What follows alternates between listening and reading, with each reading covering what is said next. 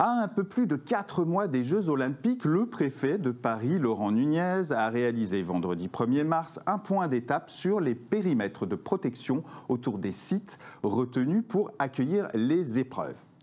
Et après concertation avec les acteurs impactés, notamment les entreprises, l'étau s'est considérablement desserré concernant les dérogations de circulation motorisée en zone dite rouge, zones qui d'ailleurs ont été revues pour en exclure certains sièges sociaux. Notamment, les déménagements, dès lors qu'il n'y aura pas d'emprise sur la voie publique, seront autorisés, de même que les livreurs à certaines heures ou les touristes véhiculés qui pourront ainsi rejoindre leur hôtel. C'est important dès lors qu'il est doté d'un parking. Une plateforme numérique ouvrira en avril prochain pour permettre à toute personne de demander une dérogation. Il faudra alors produire les justificatifs réclamés.